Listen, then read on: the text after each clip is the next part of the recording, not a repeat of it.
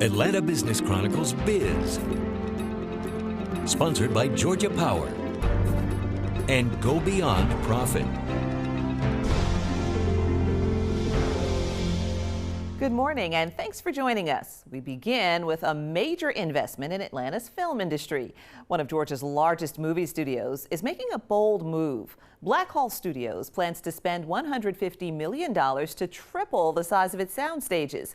But officials admit doing so is a gamble. Georgia's anti-abortion law has many media companies cautiously planning future projects in the state. Blackhall is betting the court will strike down the measure. Blackhall handles as much as $700 million worth of production a year. Meanwhile, another Atlanta-based film studio aims to bring economic development to underserved communities.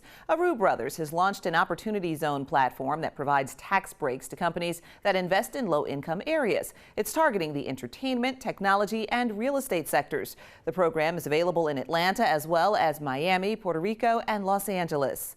Meanwhile, entertainment mogul Tyler Perry is reportedly forming a new company called Peachtree and Vine. He's teaming up with former Lionsgate exec Tim Palin. The two work together to make the Medea character famous. This new production company will focus on film, television, and digital content. It'll be subject to Perry's previously announced deal with Viacom. By the way, the new 330-acre Tyler Perry Studios at Fort Mac is set to officially open next month. A former City of Atlanta compliance officer has pleaded guilty to federal charges of wire fraud and filing false tax returns. It's all part of an ongoing corruption probe at City Hall.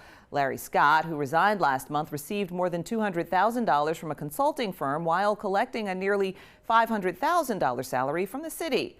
Scott admits he failed to report to the IRS the income from the consulting firm. 6 other former city employees and contractors tied to the previous mayor's administration have also been charged. Hundreds of Delta Airlines employees will see their pay fly up. Starting next month, Delta flight attendants and some ground crew will get a 4% raise. Officials say other employees may be eligible for merit-based increases. Analysts say Delta's been under pressure since only its pilots are part of a union. Separately, Delta plans to hire about 1,000 flight attendants for next year. Buying high-end office space in Atlanta will cost you a pretty penny. During the first half of this year, sales of Atlanta office buildings topped $1.2 billion. That's the second highest sales volume during that period in the past 5 years. Many of those transactions took place in Midtown. The back half of the year could also see sales prices pick up. Just last month, Piedmont Office Realty Trust completed a $231 million deal for the remaining buildings at the Cobb Galleria Office Park.